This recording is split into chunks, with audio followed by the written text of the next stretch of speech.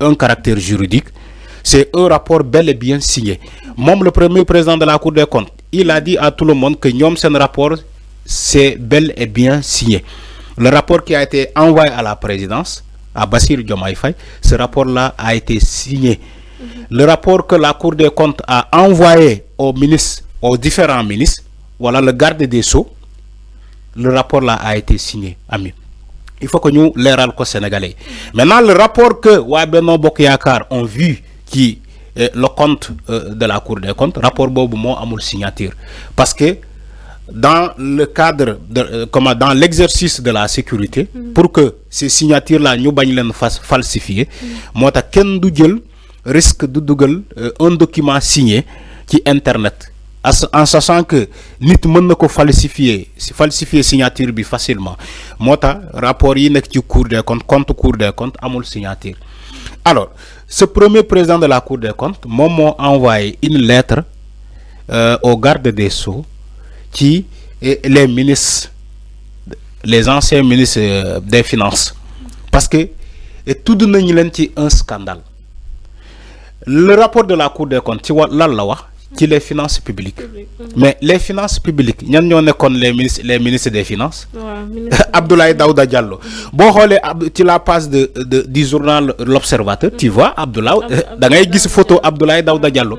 Donc, lolu dafa am lu mu symboliser. Donc, mënuñu wax qui un rapport bi wax ci les finances, la gestion des finances publiques, sans citer le nom des anciens ministres des Finances. C'est Abdoulaye Daouda Diallo, il était là comme un ancien ministre des Finances. Amadou Ba, il était là comme un ancien ministre des Finances. Excepté Demsi Allassi, Mohamedou Moustapha Ba. Mais ils ont été au cœur des finances publiques.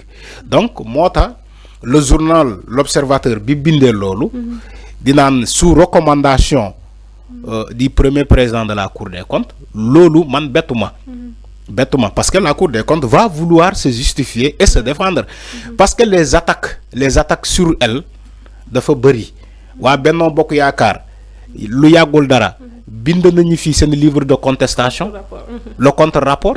Ba ñi ne Sénégalais ñom dañ ko déposer au niveau de la FMI. Bu fekkee Wa Benno Bokk Yaakaar ñoo bind sen livre de contestation, mais le premier président de la Cour des comptes, il faut mu def sorti wala bind lettre pour ñu éclaircir lolu. Donc je crois que la Cour des comptes lu mu def ni lolu la wara def.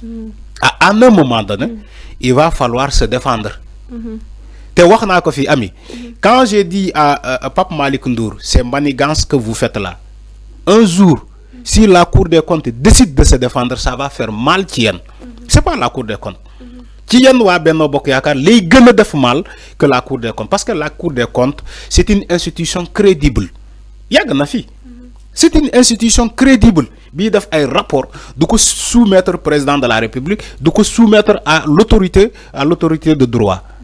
Aujourd'hui, wa Benno Bokk Yaakaar taxaw di ñu naan non, le rapport de la Cour des comptes est infondé et sans base juridique.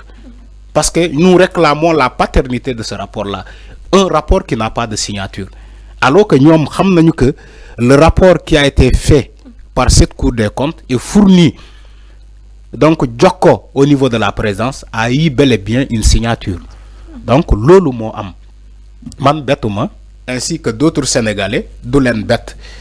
Parce qu'il va falloir, à un moment donné, nous top ces délinquants politiques. C'est des délinquants politiques, c'est des délinquants financiers, c'est des délinquants fonciers.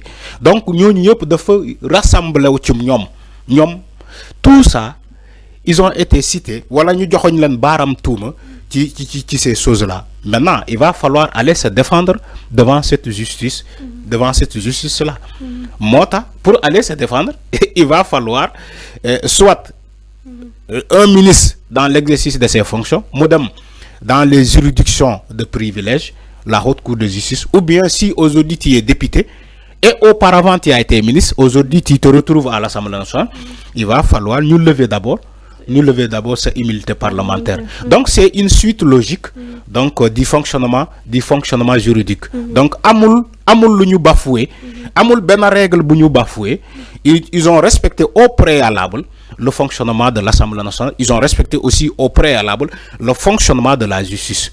Donc, on attend la suite de voir qu'est-ce qui va se passer avec ces ministres-là que le journal L'Observateur titrait de modèle fois la photo de Abdoulaye Daouda Diallo. mi ngi noonu Alpha am na solo bu baax kon ñu xaar suite bi ci lu soxal mi ngi noonu wàllu ko justice ak rapport Cour des comptes bi mi ngi noonu Alpha ñu dugg nag ci yeneen point daal di àddu ci li nga xam ni moo xewoon démb ci 1er mai bi